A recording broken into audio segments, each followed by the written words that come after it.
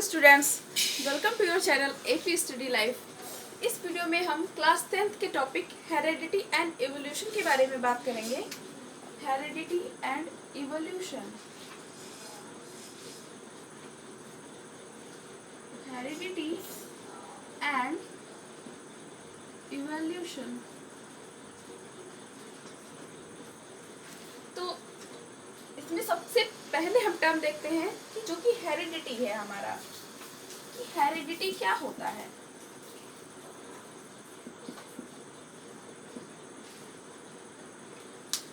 Heredity term को हम पहले देखेंगे, उसके बाद हम एवोल्यूशन टर्म को समझेंगे। तो हेरिडिटी जो होती है, the passing of traits, the passing of traits from parents to offspring,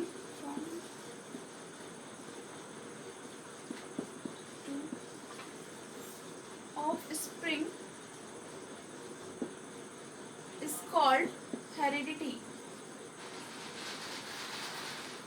Offspring is called heredity. तो ये टर्म हमारे समझ में आ गया कि जो मान लीजिए ये फादर है, इनके जो कैरेक्टर है वही उसके सन में, मतलब जो फादर और मदर हैं उनके जो भी कैरेक्टर हैं वो उनके जो ऑफस्प्रिंग्स होंगे उनमें वो कैरेक्टर्स जाएंगे। इस चीज़ को कहते क्या है, heredity. The passing of traits from parent to offspring is called heredity. And second term है वेरिएशन। सेकेंड टर्म हमारा है variation.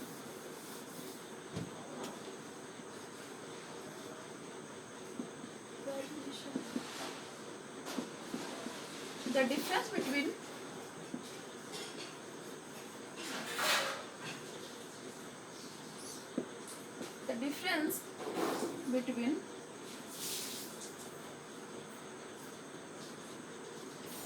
the individual or species.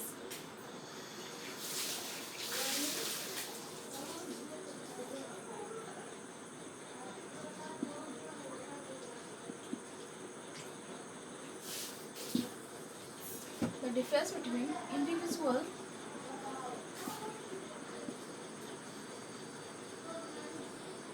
और species।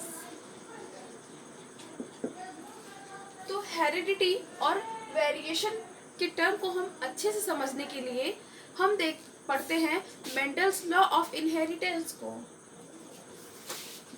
वेरिएशन मीन्स हो गया कि अगर जो है जितने भी पृथ्वी पे जीव हैं सब एक दूसरे से भिन्न भिन्न प्रकार के हैं, वो एक दूसरे से कुछ ना कुछ तो अंतर रखते ही है। इस चीज को हम बोलते हैं क्या, वेरिएशन। और हेरिडिटी क्या हो गई, passing traits from parent to offspring. अब देख लेते हैं कि जो मेंडल ने लॉ दिया था इनहेरिटेंस का, 3 लॉ ऑफ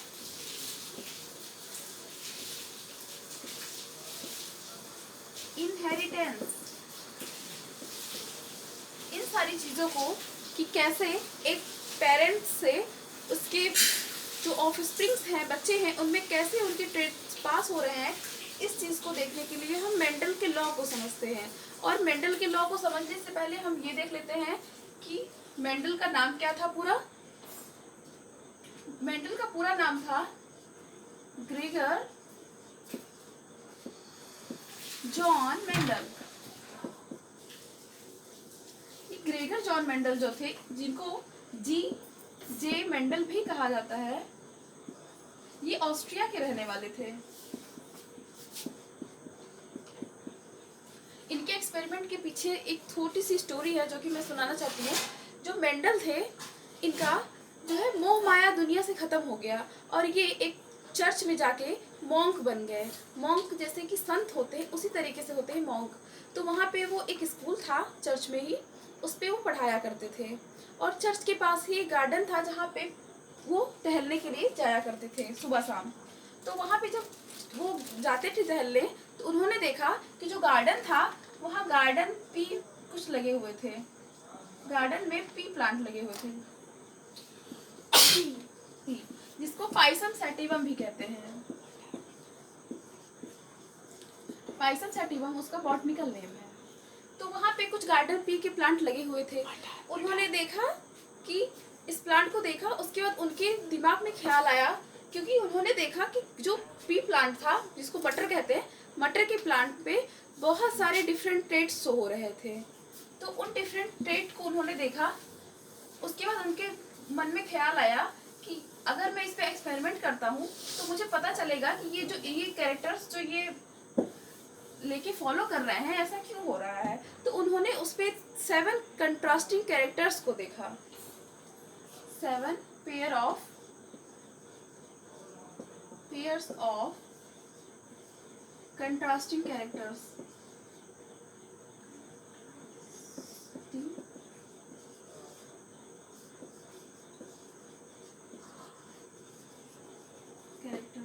तो हम देख लेते हैं कि उन्होंने कौन कौन सी चीजें देखा। सबसे पहले उन्होंने देखा था प्लांट हाइट।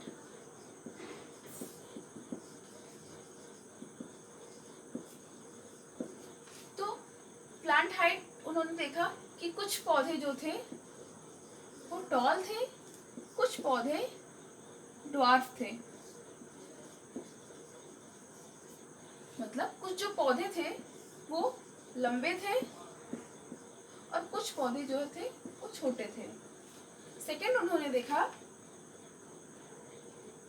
जो फ्लावर कलर था, फ्लावर कलर और फ्लावर की पोजीशन को उन्होंने देखा। तो जो फ्लावर का कलर था वो वॉयलेट कलर था और व्हाइट कलर के फ्लावर्स थे। और फ्लावर की अगर हम पोजीशन की बात कर लेते हैं तो फ्लावर की पोजीशन या तो फ्लावर एक्सियल पोजीशन में था या टर्मिनल पोजीशन में था। एक्सियल मीन्स होता है अगर कोई प्लांट है उस पे इस तरीके से ग्रो हो रहे हैं फ्लावर, इस पोजीशन को हम बोलते हैं एक्सियल। और अगर उसके टॉप मोस्ट पे फ्लावर ग्रो कर रहा है तो इस चीज को हम बोलते हैं टर्मिनल। इस तरीके से उन्होंने आगे देखा कि जो गार्डन पी प्लांट था उसके सीड में भी बहुत सारे वेरिएशन थे। सीड के कलर को ले लेते हैं। सीड कलर जो है वो येलो में था और ग्रीन था। एंड सीड का जो शेप था उसमें भी वेरिएशन थी। सीड शेप जो था वो राउंड और रिंकल्ड था। राउंड मीन्स जो मटर के जो सीड होते हैं हमने देखा वो ऐसे होते हैं, येलो कलर के ऐसे राउंड होते हैं, उनको हम अच्छा मानते हैं। और एक होते हैं जो रिंकल्ड ऐसे होते हैं। 2 तरह के ट्रेट्स थे इसमें भी। और लास्ट में जो था वो फ्रूट था।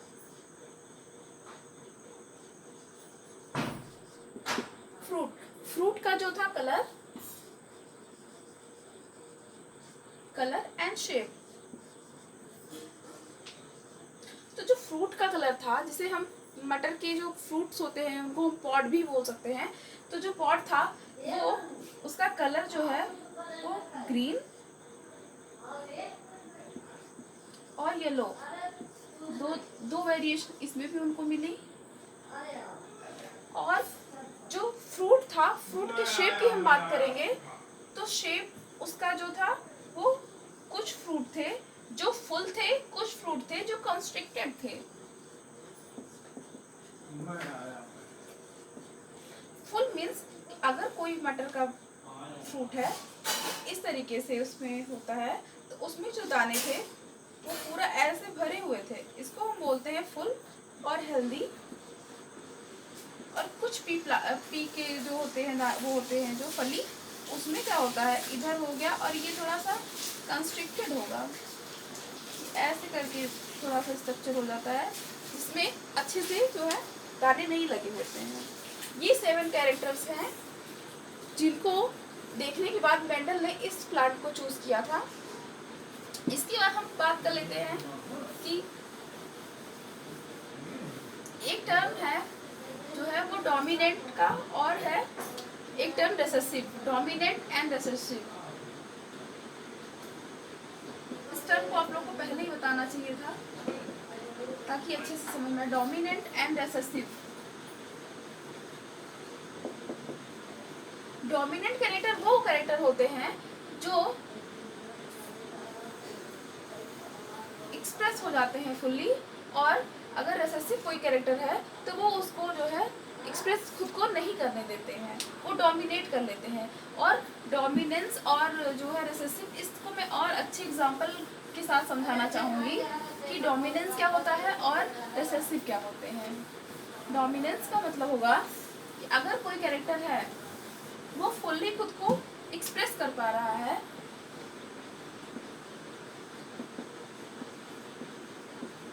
Dominance and recessive.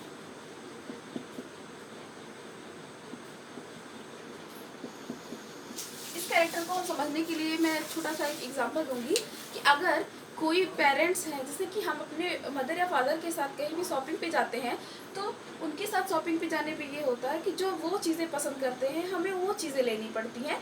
वो हो गया कि हमारे पेरेंट्स के द्वारा हमारे ऊपर डोमिनेट किया गया, ये हो गया डोमिनेंस।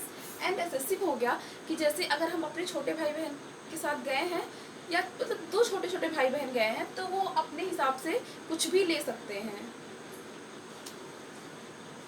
ये हो गया डोमिनेंस एंड रेसेसिव। इसके बाद हम बात करते हैं कि जो मेंडल थे उन्होंने पी के प्लांट को क्यों सेलेक्ट किया था। तो अभी हमने देखा क्या कि उसमें डिफरेंट डिफरेंट ट्रेड्स शो हो रहे थे, इसलिए उन्होंने मटर के प्लांट को सेलेक्ट किया था। तो उसमें हम देख लेते हैं कौन कौन से पॉइंट्स हैं। कंट्रास्टिंग कैरेक्टर्स, कंट्रास्टिंग ट्रेड्स की वजह से उन्होंने उस प्लांट को लिया। और हम देख लेते हैं कि उसमें लार्ज नंबर ऑफ सीड होते हैं, लार्ज नंबर ऑफ सीड। तो अगर लार्ज नंबर ऑफ सीड रहेगा तो उसमें जो है एक्सपेरिमेंट करने के लिए हमको ढेर सारी सीड मिलेंगे, हम बहुत ज़्यादा उसको यूज़ कर सकते हैं। और contrasting traits, large number of seed, और सबसे इम्पोर्टेंट कि ये जो पी प्लांट होते हैं ये एनुअल होते हैं, एनुअल प्लांट।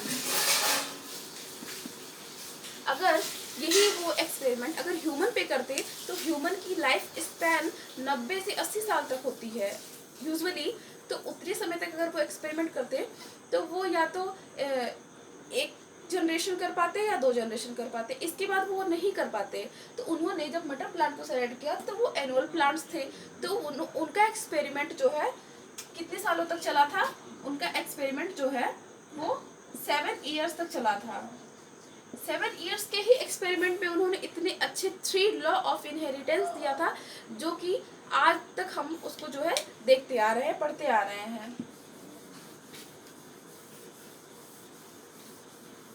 चलिए इसके बाद हम देख लेते हैं कि वो जो है उनका एक्सपेरिमेंट जो है 1856 से 1863 तक 7 ईयर्स तक मेंडल का वर्क चलता रहा। और मेंडल का वर्क 1865 से 1863 तक चलता रहा, और 7 ईयर तक उनके एक्सपेरिमेंट के बाद उन्होंने अपने 3 लॉ ऑफ इनहेरिटेंस उन्होंने दिया। 3 लॉ ऑफ इनहेरिटेंस उन्होंने दिया।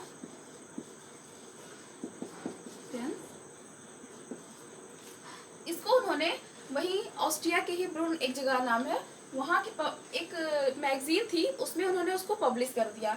ये 1865 की बात है, 1865 में उन्होंने उसको पब्लिश कर दिया था। Published his work. नेक्स्ट इसके बाद क्या हुआ कि उनके इस वर्क को उस समय किसी ने मतलब उतना, उस समय इनके जितने वर्क था उसको उतना ज़्यादा मतलब लोगों ने सही नहीं माना था। आज की डेट में उनके वर्क को सक्सेसफुल माना जाता है, बट तब उस समय इनके वर्क को लोगों ने ज़्यादा नहीं अप्रिशिएट किया था। इसका रीज़न ये था उस समय समय की जो है कम्युनिकेशन अच्छी नहीं थी। उन्होंने एक भ्रूण के एक छोटी सी मैगजीन में उस चीज़ को निकाला था जिससे लोगों तक वो चीज़ें नहीं पहुंच पाई थी। उनके समय के ही थे डार्विन और इतने अच्छे अच्छे साइंटिस्ट उसी समय के थे, लेकिन उन लोगों को ज़्यादा मतलब जो है पॉपुलैरिटी मिली, इनको नहीं मिली। फिर इनके वर्क को 1900 में रीडिस्कवर किया गया, जो कि 3 साइंटिस्ट के द्वारा इनके वर्क को 19 में रीडिस्कवर किया गया।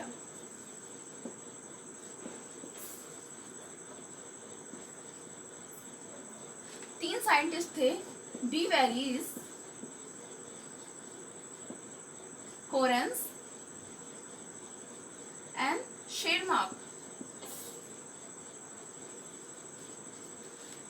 ये तीनों साइंटिस्ट ने इनके वर्क को जब 1900 में फिर से रीडिस्कवर किया, फिर इनके वर्क को देखा गया तो पता चला कि इन्होंने इतना अच्छा लॉ हम लोगों के लिए छोड़ के चले गए और इनके वर्क को बिल्कुल भी किसी ने रिकॉग्नाइज नहीं किया। उसके बाद इनको जो है इनके वर्क को सबने देखा और कहा कि बहुत अच्छा था। तो उसके बाद जो ये सक्सेसफुल उनके 3 लॉ थे उनका रीज़न देखा गया। तो उस रीज़न को हम देख लेते हैं कि वो सक्सेस क्यों हुए थे। उसके लिए रीज़न तो था, फर्स्ट रीज़न था कि उनके पास लार्ज सैम्पलिंग साइज थी।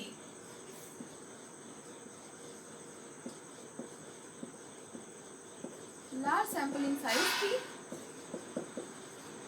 और सेकंड बात ये थी कि जो मेंडल ने अपना एक्सपेरिमेंट किया था इनहेरिटेंस पे, उसके लिए उन्होंने मैथमेटिकल टूल्स यूज किए थे, मैथमेटिकल डाटा और स्टैटिकल टूल्स।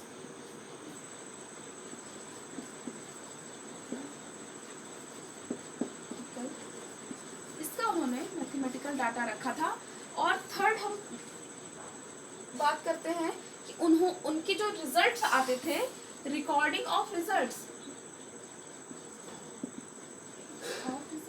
उन्होंने अपने रिजल्ट की रिकॉर्डिंग रखी थी। ये 3 रीजन थे कि उनका वर्क जो है, जब लोगों के बीच में लोगों ने उनके वर्क को रिकॉग्नाइज किया तो उन्होंने देखा ये 3 रीजंस थे जिसकी वजह से मेंडल जो है इतना इम्पोर्टेंट जो है एक्सपेरिमेंट कर पाए और उनका सक्सेसफुल इतना एक्सपेरिमेंट रहा है। इसके बाद हम देख लेते हैं कि उनका जो एक्सपेरिमेंट था उसको हम जानने से पहले एक चीज़ और जान लेते हैं कि जो है इमेस्कुलेशन एक प्रोसेस होता है, उस प्रोसेस में क्या होता है। मान लेते हैं ये एक प्लांट है, उसमें ये स्टेमन्स लगे हुए हैं। एक ये प्लांट है, ये डायोसियस प्लांट है, इसमें 2 मेल एंड फीमेल कैरेक्टर्स होंगे। तो इस पे उन्होंने क्या किया, इसकी स्टेमन्स को हटा के इसकी बैगिंग कर दी। बैगिंग करने से ये हुआ कि हम जब फर्टिलाइजेशन करना चाहते हैं या प्योर बनाना चाहते हैं किसी भी प्लांट को, तो ये प्रोसेस कर सकते हैं। इस प्रोसेस को कहते हैं इमेस्कुलेशन।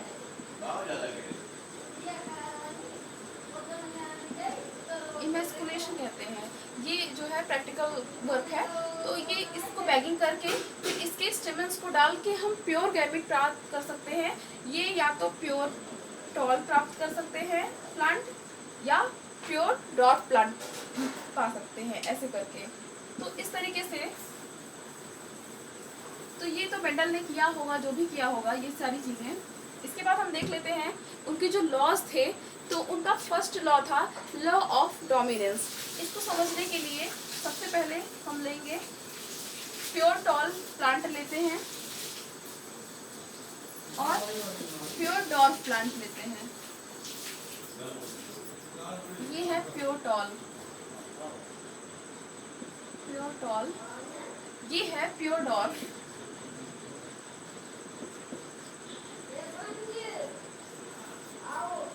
अब इसकी अगर मेटिंग कराई जाती है तो सबसे पहले तो हमें गैमेट फॉर्मेशन करना पड़ेगा। तो गैमेट कैसे बनाते हैं, अगर ये होमोजाइगस है तो इसकी गैमेट फॉर्मेशन करेंगे तो ये सिंगल होता है इसमें से, क्योंकि जो मोस्टली होते हैं ऑर्गेनिज्म वो क्या होते हैं,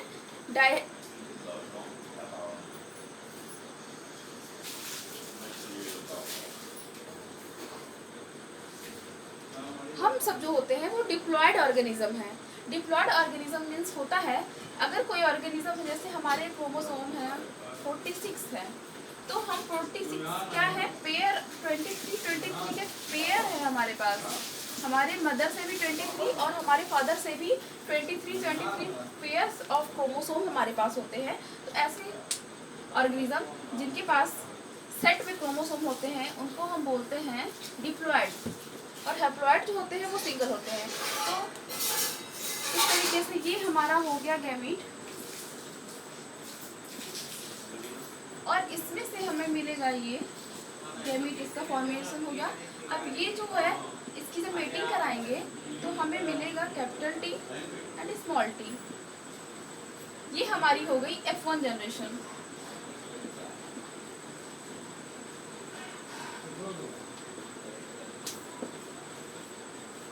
और ये जो है अब जो ये कैपिटल टी वाला था टॉल प्लांट था, ये बन गए पूरे ऑल टॉल बन गए ये। अब मेंडल ने देखा कि जितने भी प्लांट थे वो सब जो थे वो सब टॉल थे। तो वो देखे उनको बड़ा आश्चर्य हुआ कि कैसे सारे प्लांट टॉल थे। ये जो टॉल वाला कैरेक्टर था वो, ये कैरेक्टर जो था वो रिसेसिव था, ये कैरेक्टर जो था वो डोमिनेंट था। तो ये कैरेक्टर इसीलिए सारे प्लांट जो थे वो टॉल हो गए थे, क्योंकि ये जो टी था ये डोमिनेट कर रहा था। टॉल प्लांट जो थे वो रिसेसिव, उसको ड्वार्फ प्लांट को डोमिनेट कर रहे थे।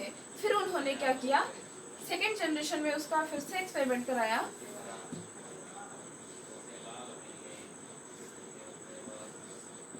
कैपिटल टी, इसी की मेटिंग इससे करा दी। अब जो गैमीट फॉर्मेशन होगा उसमें capital T, small T, capital T और स्मॉल टी। अब इनको फिर से कंफ्यूजन हो गई कि अब ये इससे रिएक्ट करेगा या इससे रिएक्ट करेगा, ये इससे रिएक्ट करेगा या इससे रिएक्ट करेगा। तो वो बहुत कंफ्यूज हो गए। तो उसी समय के एक साइंटिस्ट थे जिनका नाम था पनेट। पनेट ने एक स्क्वायर दिया। उन्होंने कहा कि लीजिए इस स्क्वायर की मदद से आप इसको आराम से सॉल्व कर सकते हैं। तो पनेट ने एक स्क्वायर दिया उसको, और इसमें जो है गैमेट्स को ऐसे फिल कर दिया गया। Capital T, small T, capital T and small T.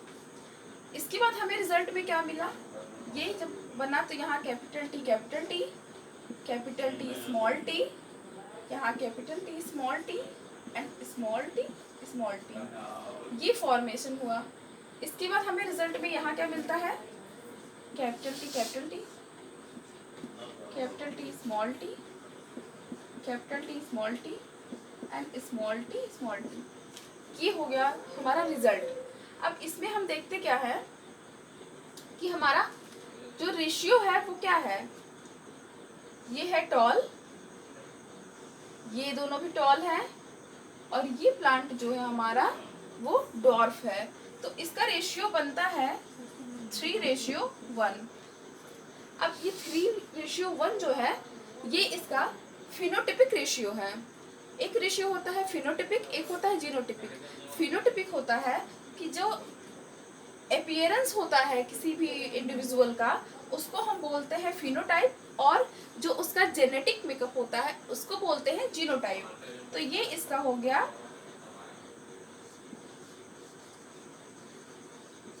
Phenotypic ratio. और इसका अगर हम जीनोटिपिक रेशियो की बात करते हैं,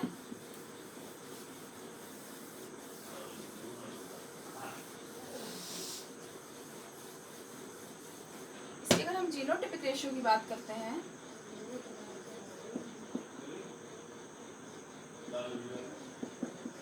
तो जीनोटिपिक रेशियो इसका क्या बनता है 1:2:1, 1:2:1।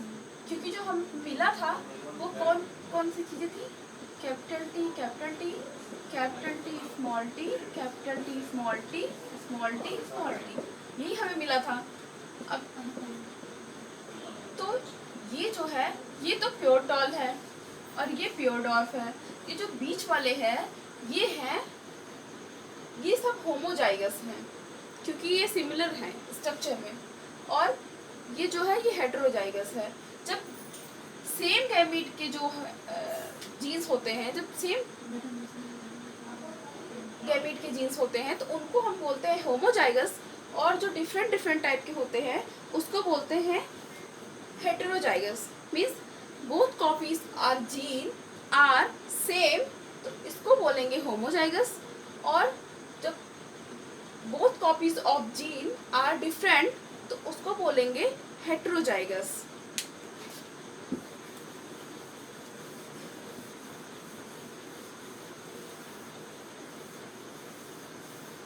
ये हमारा था first law of dominance, law of dominance.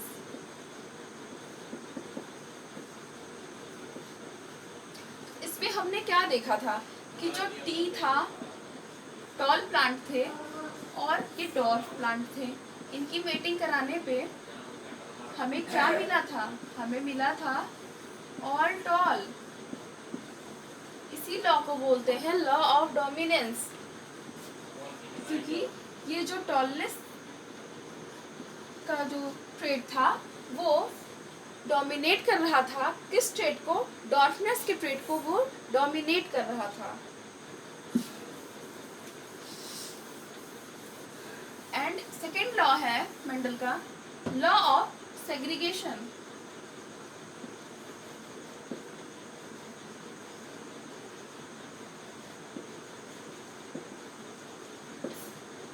Second law है लॉ ऑफ सेग्रीगेशन। अब इस लॉ में क्या होता है सेग्रीगेशन में कि जो ये गैमीट, ये जो जीन्स हैं, इनके जो गैमीट होंगे, ये जो है ये सिंगली ये टी बनाएंगे, और ये जो डॉट प्लांट था इसमें से अगर हम लेते हैं तो ये टी बनाएगा, ये गैमीट है। और अगर इस केस में ये जो होमोजाइगस है, अगर इसी केस में ये हेटेरोजाइगस हो जाता है, इनके जो जीन्स होते हैं अगर ये हैं, तो फिर उसमें फिर गैमीट फॉर्मेशन कैसे होता है, फिर इसमें एक ये टी वाला गैमीट बनेगा, एक ये बनेगा। इसको बोलते हैं लॉ ऑफ सेग्रीगेशन। मतलब कि ये जो होते हैं जीन्स होते हैं वो मिक्सअप नहीं होते हैं, इसी को हम बोलते हैं लॉ ऑफ सेग्रीगेशन। एंड